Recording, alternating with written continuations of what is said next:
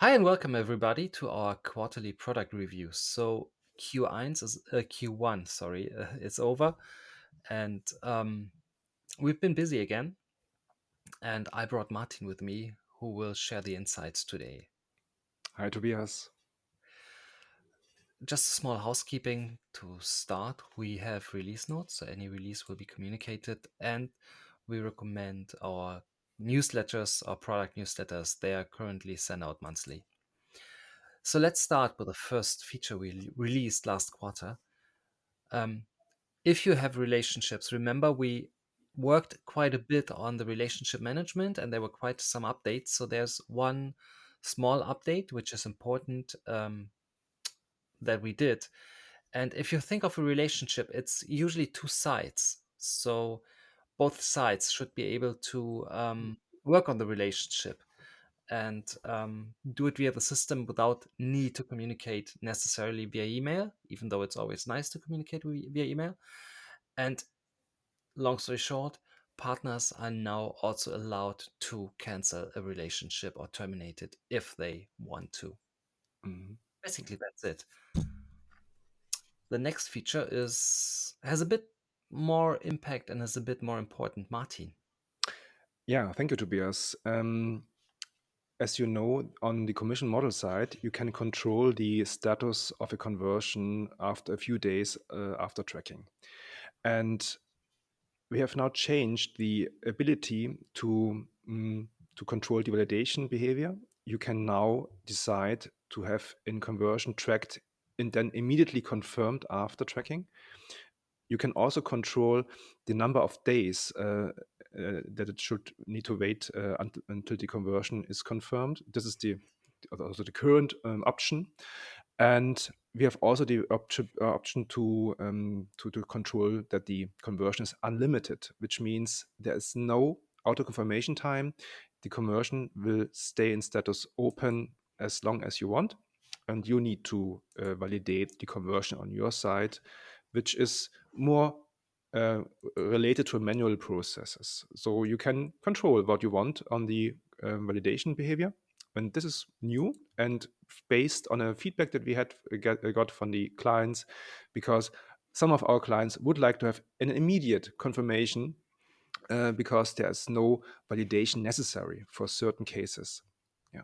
So we hope this will reduce the amount of or the efforts or the work with the user interface, because the system will do the automation for you.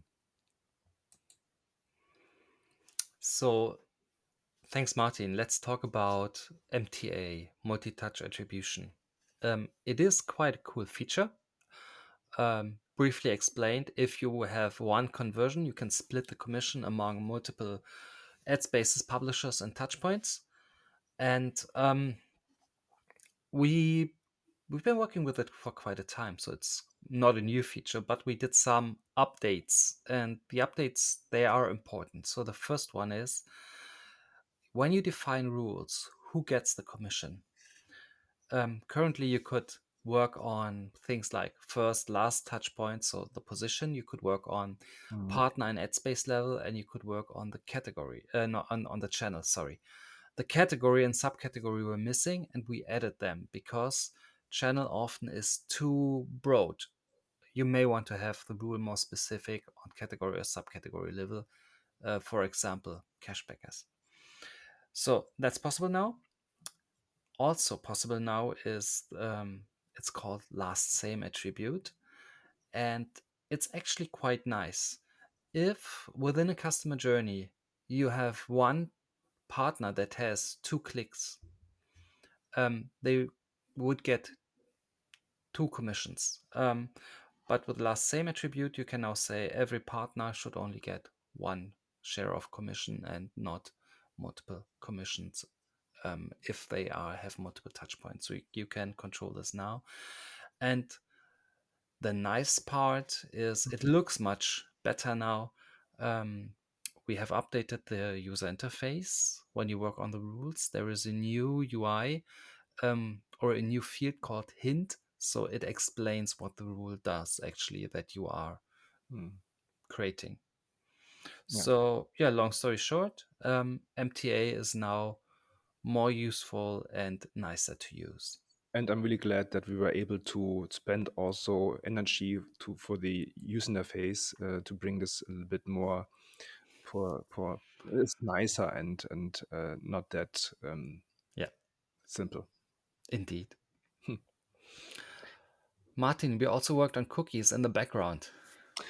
Yes, exactly. And this is due to some changes that happen on the browser side. And we are focused on staying on the uh, up to date with our tracking. So the team invest time and did investigations to make cookies more acceptable for first party tracking.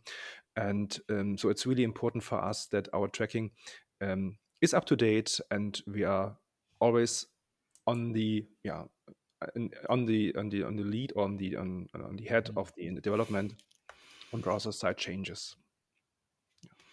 So I think that's it, and there's a reason. It's not an awful lot, but there is a reason, and it's there's something in progress, Mm. and we will continue working on this in Q2. It's data views, right, Martin? Exactly, yeah.